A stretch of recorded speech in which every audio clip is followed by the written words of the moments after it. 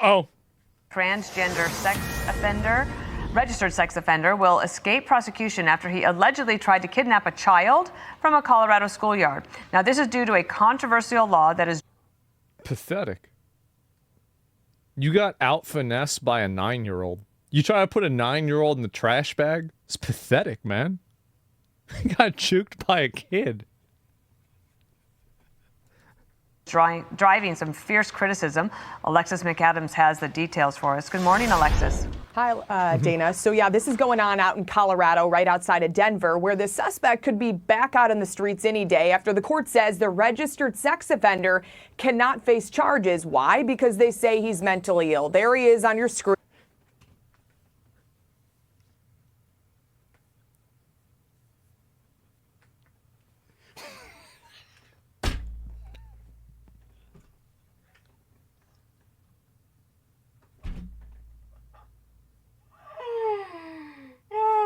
What is this?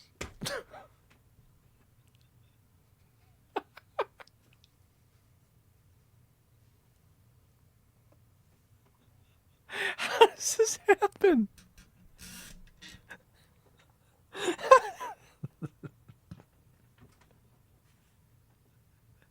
Why are we putting up with this? I don't know. Why are we putting up with this?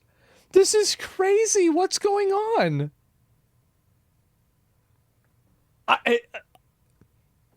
Why don't we just put the mental people away? I don't know. That's Solomon Galligan. He's a transgender woman who now reportedly goes by Carmen. Galligan was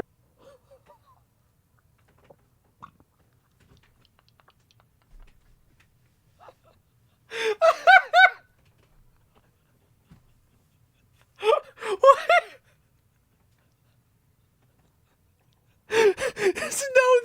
This is real.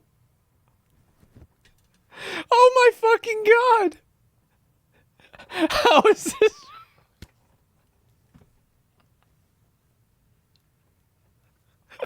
What is this?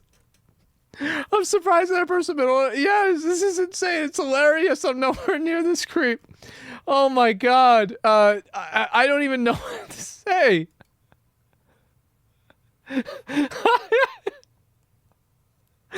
Bro changed his class to exploit the game.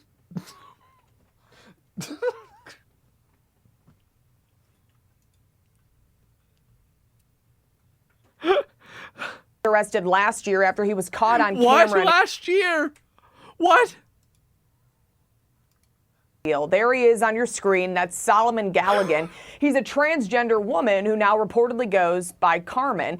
Galligan was arrested last year after he was caught on camera and accused of trying to kidnap a child near an elementary school in Colorado. You can see it there on your screen. We kind of freeze it, but here he comes running by. The kids are running away screaming for help as investigators say Galligan was able to grab one kid before he slipped away. The family of one of the children who was targeted, Dana, is demanding justice to stop this from happening again.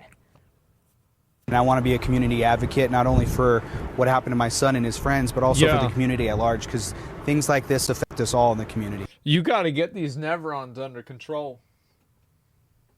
You do. This is insane. People like this should be taken behind the barn. I think that it's very easy what you do is that you just put them in, you put them in some sort of facility and you make them work. You make them work. Like his job now is, I think that if you gave this guy a hammer and you told him to take the big rocks and make the big rocks into little rocks, I think he could do it. I do. I think he could figure that one out. And so, and if he can't, like the thing is, smash his own head in, some problems solve themselves. So it's insane, man. Like I really don't understand it all. Yeah, you get to, no. This is actually a good idea. After yesterday, I can understand better where your comments are coming from. Everybody will come to agree with me. This is a smart idea. You get him to generate electricity on a big hamster. So you could make these, you could turn these, that's a good idea. Yeah. Not useful in any capacity? No, you get him to do that. The thing is, though, like, he tried to run after that 9-year-old. Like, he was gassed out after, like, fucking 1 minute. Like, not even a minute.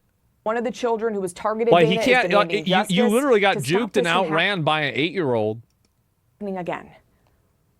And I want to be a community advocate, not only for what happened to my son and his friends, but also for the community at large, because things like this affect us all in the community. So according to local reports, this was not the transgender suspect's first arrest. The 33-year-old. What? Wait a minute. Hold up. No way. Say it isn't so. Wait. How many? What do you guys want to guess? I'm going to say 6. Family says to reporters that Galligan's been in and out of jail so many times for more than a decade, and even with the history of... They don't even have a number. So let me get this straight. I want y'all to understand this. That the government has spent collectively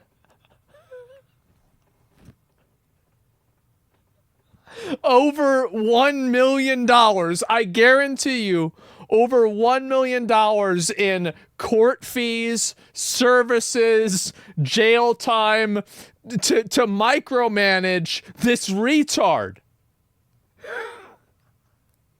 $1 million. Wait, million.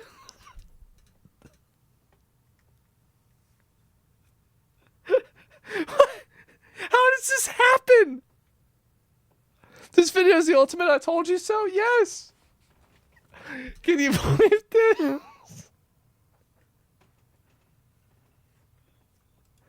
Serious offenses like assault. The law in Colorado said... What?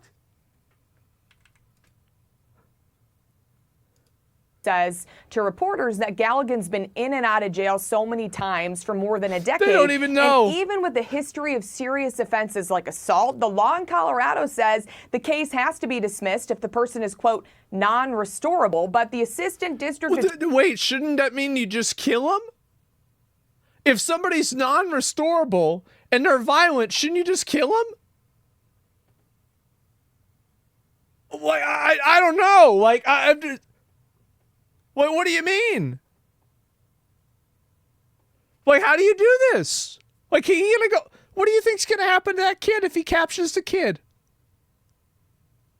What happens?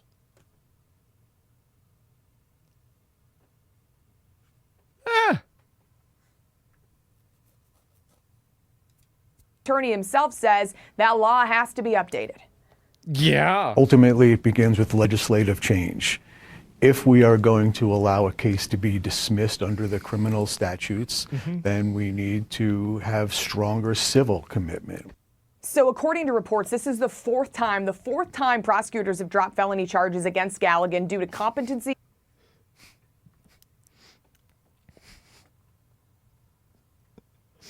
So I want you to keep in mind, this is the 4th time that they've dropped charges for this one reason.